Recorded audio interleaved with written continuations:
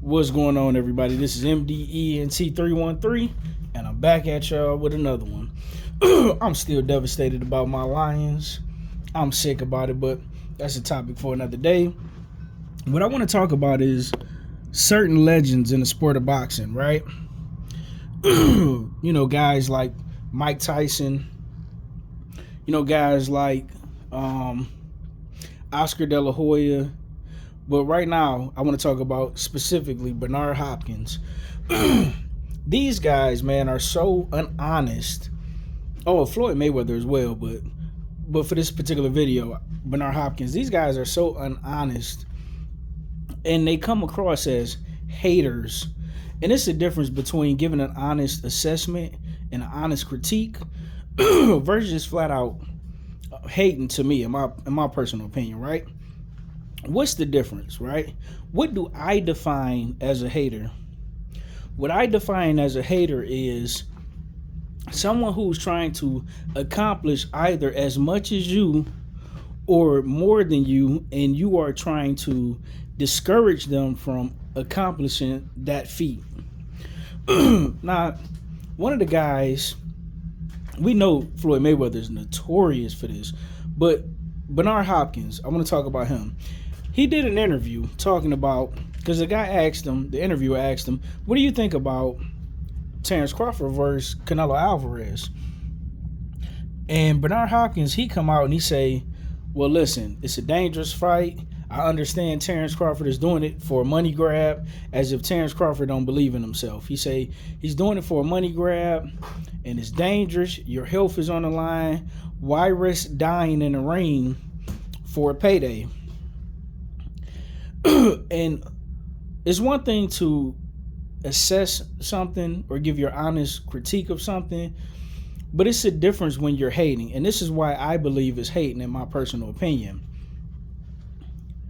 When Bernard Hopkins, at one point in time, he was the undisputed middleweight champion of the world. He ended up losing to a guy by the name of Jermaine Taylor. He lost to Jermaine Taylor back-to-back, right, at middleweight, 160. And then, after losing to Jermaine Taylor twice, he go from 160 to 175, which is the light heavyweight division, to challenge Antonio Tarver after he knocked out Roy Jones, the same Roy Jones who beat Bernard Hopkins at 160, right? Now, that's only a 15-pound weight difference. In addition to that, Bernard Hopkins went on to have a successful career at 175. He stayed there for the remainder of his career, and he did pretty good for himself, right?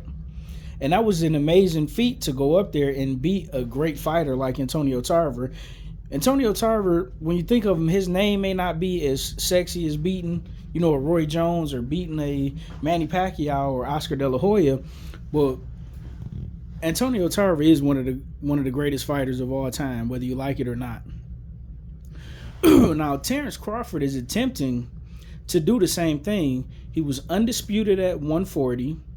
He was undisputed at 147. He went up to 154, and he beat Israel Madrimov for the title at 154.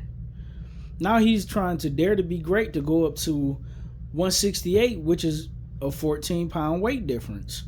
No different than when Bernard Hopkins moved up 15 pounds. And I find it funny, right, that when Bernard Hopkins chooses to do it, he's just daring to be great.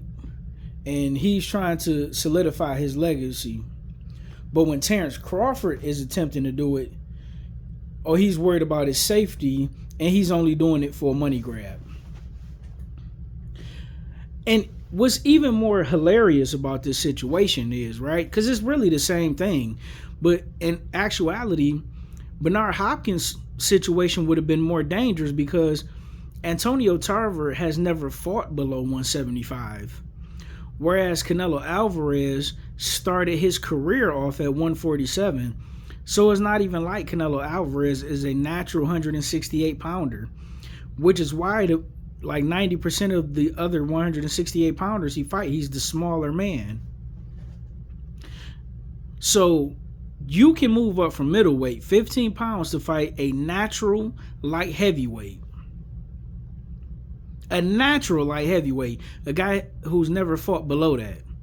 But Terence Crawford can move up to super middleweight 168 to fight Canelo Alvarez, a guy who has fought as low as 147. Now that don't even make any sense. And that's why I say he's hating, in my opinion. Now, if you don't agree that he can beat him because of, if you give boxing, related commentary from a style perspective, I understand it. But how is it any different from what you did? It's no difference. And in fact, I would think Terence Crawford would be in a better situation because he's fighting a naturally smaller guy, a guy who came from a lower weight class and worked his way up.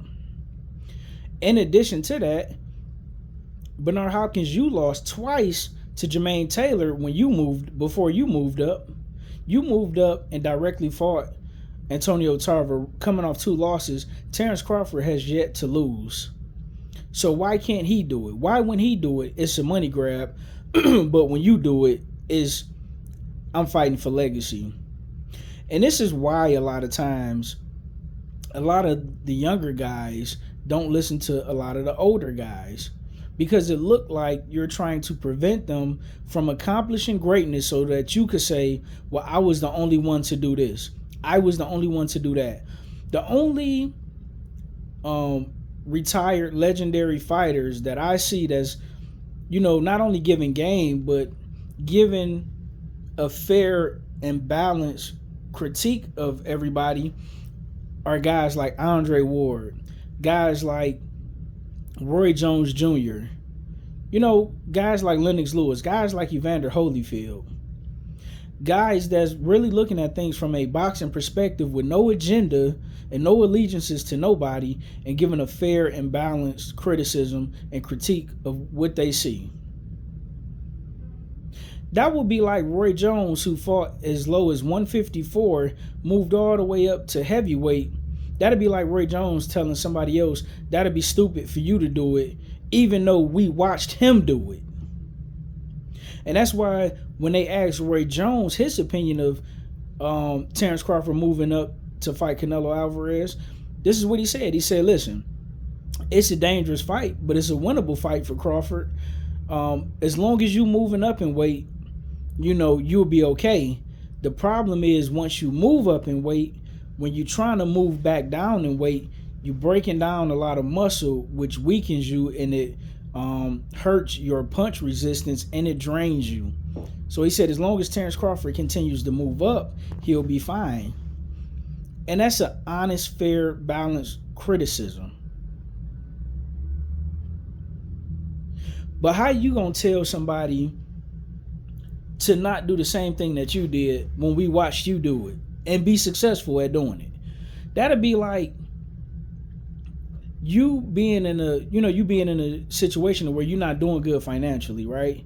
And you working, you saving what you can, you investing a little bit of money that you can invest, and you watch somebody from your same neighborhood invest in real estate or start their own business, or decide to go back to school to get a better skill set, and they leveled up, and you watch them constantly increase and do better until they messed around and became rich. That'd be like that guy telling you, hey, don't take the same chances I took. Hey, don't you invest in real estate. Don't you do no fix and flips. Hey, don't you invest in a stock market. It'd be stupid for you to invest in a stock market. Well, we watched you do it and get rich. So why you don't want me to do it and get rich? That's the sign of a guy who want to be the only person that accomplished said thing so they can outshine everybody else. Let me know what you guys think in this comment section. I'd be disgusted with a lot of these older legendary fighters. And then you get mad when these younger fighters don't want to come to y'all with no advice when they know you're trying to deter them from being great. Disgusting behavior. Like, share, and subscribe. I'm out. Peace.